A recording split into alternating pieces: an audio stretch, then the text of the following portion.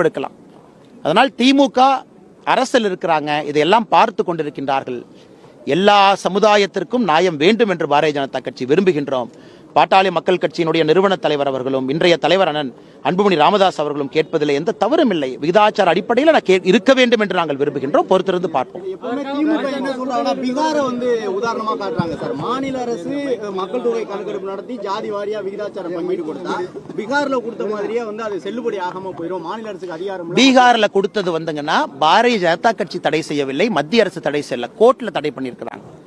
Court இங்க எங்கேயுமே மத்திய அரசு எங்கேயும் சொல்லல நீங்க சென்சஸ் நடத்தக்கூடாது என்று மத்திய அரசு சொல்லல. ஒருவேளை சென்சஸ் நடத்தினீங்கன்னா அது பொருந்தாதுன்னு நாம எங்கேயுமே சொல்லிங்கன்னா. கர்நாடகால சென்சஸ் நடத்திட்டாங்க, ஆனா காங்கிரஸ் கட்சி என்ன சொல்றாங்கன்னா கமிஷன் ரிப்போர்ட்டை திருடிட்டாங்க, எங்களால பப்ளிஷ் பண்ண முடியலங்கிறாங்க. இந்தியா முழுவதும் பிரச்சனை தான். அதனால் இன்னைக்கு உச்சநீதிமன்றத்தினுடைய சில தீர்ப்புகள் இருக்கு. தமிழ்நாட்டுக்கு உச்சநீதிமன்றம் சொல்லியிருக்கிறாங்க 69% இடஒதுக்கீடு கொடுத்திருக்கிறீங்க, எந்த ஆதாரத்தில் கொடுத்திருக்கிறீங்க, வேகமா ஒரு காஸ்ட் சென்சஸ் நடத்துங்க. மாநில அரசுக்கு தான் சொன்னாங்க, உச்சநீதிமன்றம் மத்திய அரசுக்கு சொல்லல. நாங்கள் பாரதிய ஜனதா கட்சியை பொறுத்தவரை நாங்களும் ஆதரிக்கிறோம், நடத்துங்க. விகிதாச்சார அடிப்படையில் எல்லா சமுதாயத்தையும் முன்னெடுத்துட்டு போலாம். நீங்க மத்திய அரசு 10 ஆண்டுகளுக்கு ஒரு முறை சென்சஸ் நடத்துவாங்க. மத்திய அரசு குறிப்பாக ஆங்கிலேயர்கள் 1931 காஸ்ட் சர்வேவை கைவிட்டுட்டாங்க.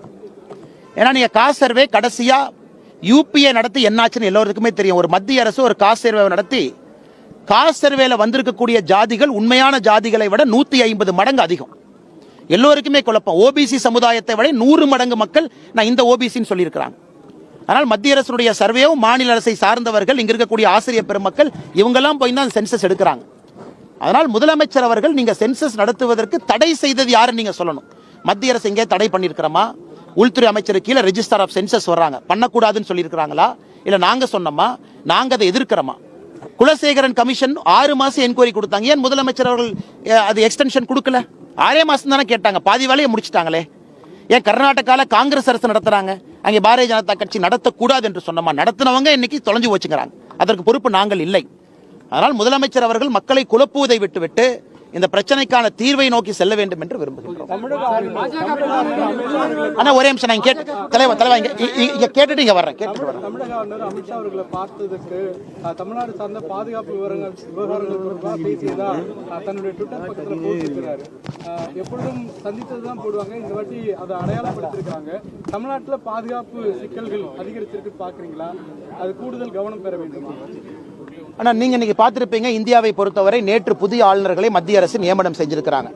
பல்லா அவர்கள் இந்தியாவுடைய உள்துறை செயலாளராக 5 ஆண்டுகள் இருந்தவங்க இன்னைக்கு மணிப்பூருக்கு போறாங்க.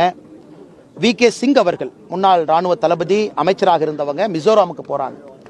ஸோ இந்தியாவை பொறுத்தவரை முக்கியமான இடத்திற்கு பாதுகாப்பு சம்பந்தப்பட்ட பாதுகாப்பு துறையில் இருந்த உயரதிகாரிகள் இன்னைக்கு ஆளுநராக செல்றதை பார்க்கிறோம்.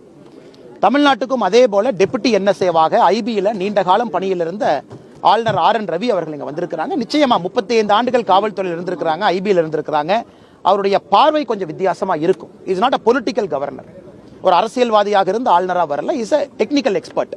அதனால் நிச்சயமாக அவருக்கு ஒரு பார்வை இருக்கத்தான் செய்யும் என்பது என்னுடைய நம்பிக்கை. நான் ஆளுநர் இதை பத்தி பேசலீங்கன்னா அவரும் இதை பத்தி என்கிட்ட சொல்லல. அதனால் ஆளுநர் அவரை பொறுத்தவரை அவருடைய கோணத்தில் என்ன பார்க்கறாங்க? தமிழ்நாட்டை பொறுத்த வரைக்கும் ஒரு பக்கம் சைனாவுடைய அச்சுறுத்தல் இருக்கு. காரணம் இலங்கையில் வந்திருக்கக்கூடிய அரசு, அங்கே சைனா ஏற்படுத்திருக்கக்கூடிய ப்ராஜெக்ட்ஸ் ஒரு பக்கம். ஏன்னா கடல் பகுதியிலிருந்து 21 நாட்டிக்கல் மைல் இருக்கு. இன்னொரு பக்கம் பார்த்தீங்கன்னா கடலோர பகுதி தமிழ்நாட்டில் எந்த அளவுக்கு பிரச்சனை இருக்கு பார்க்கிறோம். ISIS சித்தாந்தம் பரவி இருப்பதை பார்க்கிறோம், தீவிரவாத சித்தாந்தம். அதையெல்லாம் தாண்டி உள்ள இருக்கக்கூடிய லா அண்ட் ஆர்டர் பிரச்சனைகளை பார்க்கிறோம். அதனால் ஆளுநரை பொறுத்தவரை என்ன சொல்லியிருப்பாங்கன்னு தெரியலீங்கன்னா, பட் அவர் லா அண்ட் ஆர்டர் பெர்ஸ்பெக்டிவ்ல பார்ப்பதற்கு அவருக்கு முழு தகுதி இருக்குது என்பதுதான் என்னுடைய கருத்துங்கண்ணா. ஆனா இந்த பக்கம்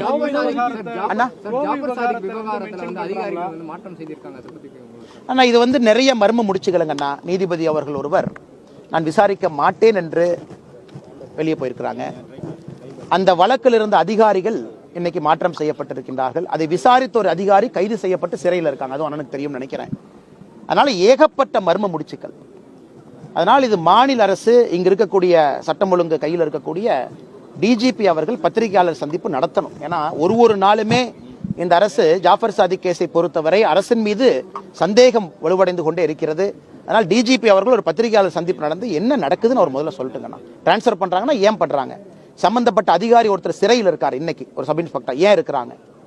டெப்டேஷன்ல போன ஒரு சப் இன்ஸ்பெக்டர், அதிகாரிகள், அதையெல்லாம் டிஜிபி அவர்கள் விளக்கம் கொடுக்க வேண்டும் என்பது எங்களுடைய எதிர்பார்ப்புங்க. பாஜக கூட்டணியிலிருந்து வெளியேறவும் தயாரா இருக்குன்னு சொல்றாங்க. ஆனா நான் தான் உங்களுக்கு ரொம்ப தெளிவா சொன்னேங்கண்ணா. இன்னைக்கு அவங்க என்ன சொல்றாங்க, நீங்க ஆட்சியிலன்னா 1 வருஷம் இருக்க போறீங்க, நீங்க இன்னைக்கு செய்யுங்க. நாங்க அரசியலே செய்யல, நாங்க எலெக்ஷன்லயே நிக்கல, நாங்க எம்எல்ஏ எலெக்ஷன்லயே நிக்கலங்கிறாங்க. இதை விட தெளிவா எப்படி சொல்றதுங்கண்ணா? அது அவர்களுடைய கொள்கை. நாங்க 2026 தேர்தலையே போட்டி போடலைங்கிறாங்க. அதான் நிபந்தனையற்ற ஒரு ஆதரவுங்கிறது. இதை விட தெளிவா சொல்றோமா? அவங்களுடைய கொள்கையை அவங்க பிரகடனப்படுத்துறாங்க. பாரதிய ஜனதா கட்சியினுடைய கொள்கையை நாங்கள் சொல்லிக் கொண்டிருக்கின்றோம். அதான் முதல்லயே சொல்லிட்டேங்கன்னா, அவங்க சொல்வதில் எந்த தவறும் இல்லை. காரணம், அவர்கள் அரசியல் பயணத்திலே இது உச்சபட்ச ஒரு விஷயமாக அவங்க பார்க்கறாங்க. நாங்கள் சொல்வது விகிதாச்சார அடிப்படையில் எல்லா சமுதாயத்திற்கும் கொடுக்க வேண்டும் என்பது எங்களுடைய வேண்டுகோள், எதிர்பார்ப்பு.